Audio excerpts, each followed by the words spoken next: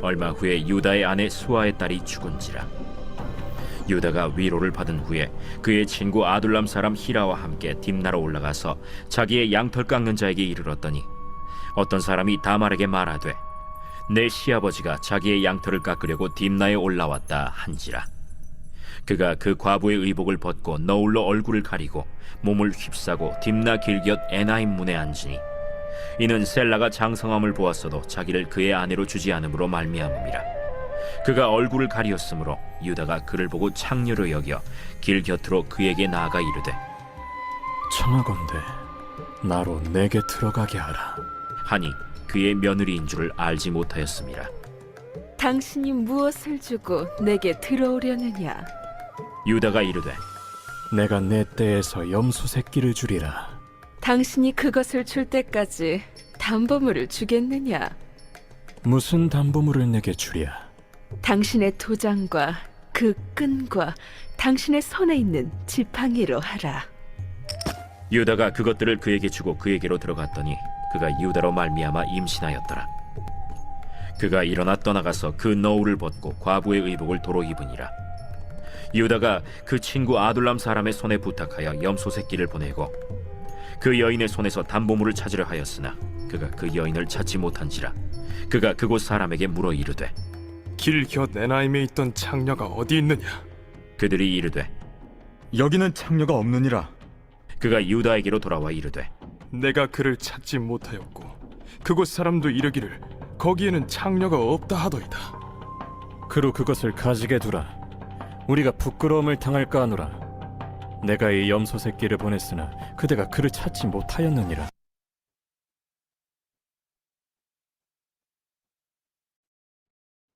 오늘 본문 말씀에 보면은 계속해서 유다의 죄에 대해서 말씀을 주시고 있습니다. 유다는 아버지 집을 떠나서 살게 되었습니다. 이것이 그의 큰 실수였습니다.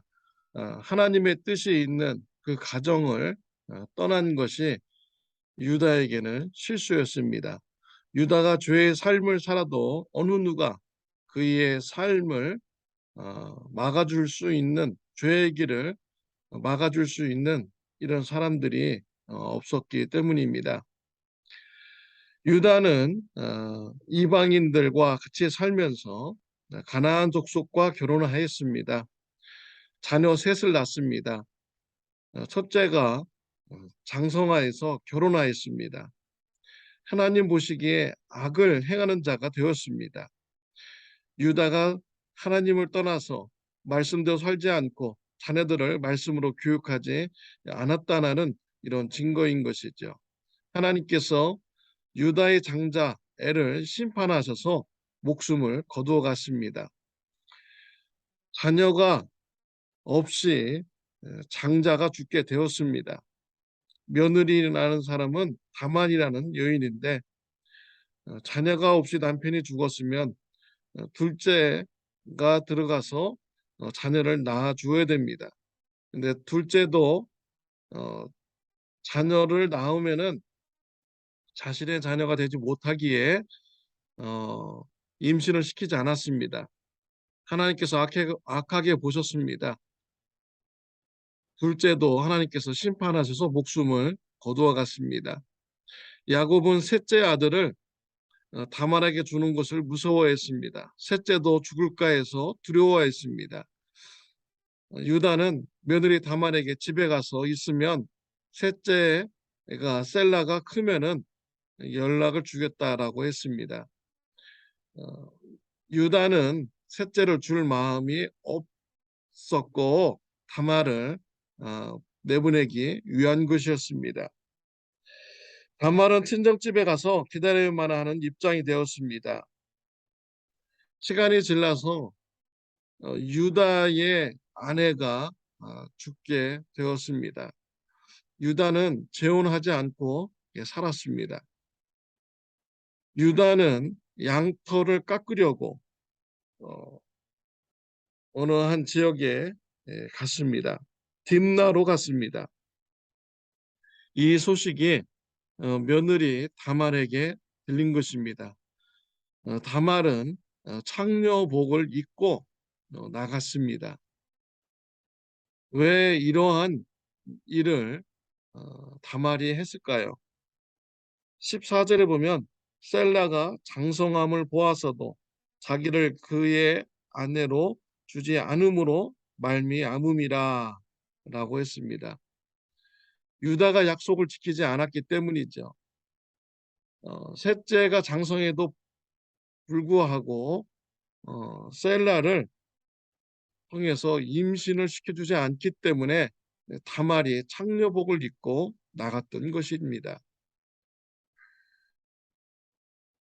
다말의 생각은 유다의 가정에 후손을 잇는다는 이런 생각을 가지고 또 이러한 의무를 행하기 위한 것입니다. 또 더불어서 자녀를 낳음으로써 자신의 사회 보장의 안전장치를 하기 위한 것이지요. 창녀복을 나가서 유다를 만나게 됩니다. 유다가 성적으로 타락하게 되죠. 그래서 창녀와 잠을 자게 되었습니다. 유다는 그 창녀가 며느리인 줄 몰랐던 것입니다. 그러나 유다의 잘못은 분명합니다. 성적 순결함을 지키지 못하고 타락한 이런 죄의 삶을 산 것은 분명한 이런 죄인 것입니다. 이러한 단순한 성적 범죄뿐만 아니라 며느리와 관계를 갖는 이러한 정말 입에도 담기 힘든 많은 사람들에게 충격을 주는 이런 죄악을 유다가 모르는 사이에 지은 것이죠. 시간이 지나서 다말이 임신했다는 이런 소식이 전해지게 됩니다. 유다는 다말이 음란죄를 지었다고 하면서 심판하고자 했습니다. 이때 다말이 물건의 주인으로부터 임신을 이렇게 당했습니다라고 하면서 유다가 준 담보물을 제시하여 주었습니다. 유다가 창녀에게 염소 새끼를 대가로 준다고 하면서 담보물을 주었습니다. 도장과 끈과 지팡이 이게 세 개를 주었죠. 근데 후에 사람을 시켜서 염소 새끼를 창녀에게 주려고 갔더니 그 동네에 창녀가 없다는 이런 소식을 듣게 됩니다. 그래서 담보물을 가져오지 못하게 되었습니다. 그런데 그 담보물을 며느리 다말이 가지고 있었던 것이죠. 다말이 이 담보물의 주인이 바로 자신을 임신시킨 이런 사람이라고 밝힙니다. 유다는 기겁하게 되는 것입니다. 놀라게 되었어요. 유다는 고백하기를 38장 26절에 보면 그는 나보다 옳도다. 내가 그를 내 아들 셀라에게 주지 아니하였음이로다 라고 말을 했습니다. 유다는 며느리의 그런 죄를 심판할 수 없었습니다. 며느리가 오히려 옳다. 나는 잘못되었다라고 인정을 하였습니다. 정말 엄청난 사건의 기록인 것이죠. 창세기 38장의 말씀은 창세기에 없어도 되는 이런 말씀입니다. 문맥상 또 이야기 흘러가는 삶 38장은 없어도 아무 지장이 없는 이런 말씀입니다. 그럼에도 불구하고 창세기 38장에 이러한 일을 기록한 이유는 무엇입니까? 우리 인간의 죄성을 나타내기 위한 것입니다. 우리 인간이 이와 같은 죄인이라는 것입니다. 사람들이요 죄를 안 지으려고 죄를 지을 수밖에 없는 이런 존재입니다. 로마서 3장 23절에 보면 모든 사람이 죄를 범하였음에 하나님의 영광에 이르지 못하더니 라고 했습니다. 모든 사람이 다 죄인이라는 것입니다. 어느 가정이 정말 떳떳하게 우리 가정은 죄가 없는 가정입니다. 명예로운 가정입니다. 영광스러운 가정입니다. 라고 이렇게 말할 수 있겠습니까? 그 조상의 위를 다 조사해 본다면 정말 부끄러운 이런 조상들이 수없이 많을 것입니다. 부끄러운 조상이 없다고 말할 수 있는 이런 가정이 몇 가정이나 되겠습니까? 제가 볼 때는 한 가정도 없습니다. 왜냐하면 성경이 그렇게 말씀하고 있기 때문이죠. 모든 사람이 죄를 범하였음에 하나님의 영광에 이르지 못하더니 라고 되어 있어요. 우리 인간이 죄인이라는 것을 말씀해 주고 있습니다. 우리는요, 우리의 의로움으로 인정받을 수 없는 자입니다. 우리의 행위로 구원받을 수 없는 이런 자입니다.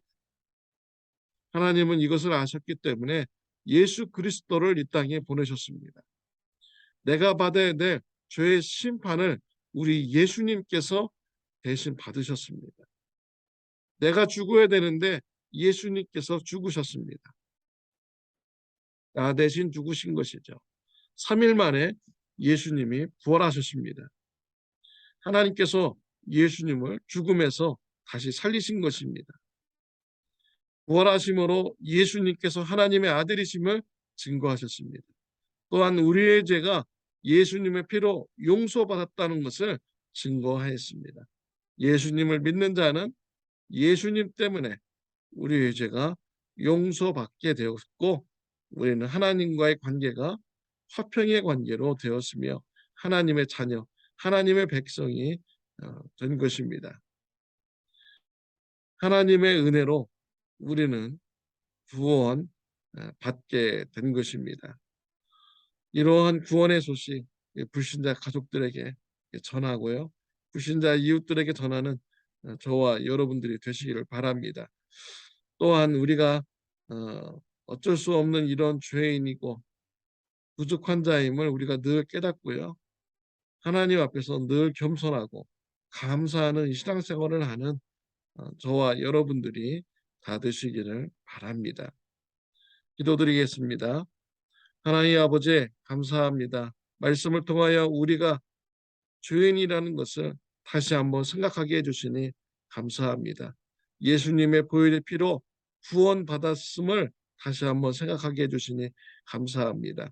하나님의 은혜를 기억하고 감사하는 자가 되게 하여 주옵시고 또한 겸손한 삶을 살아갈 수 있도록 은혜 베풀어 주옵소서.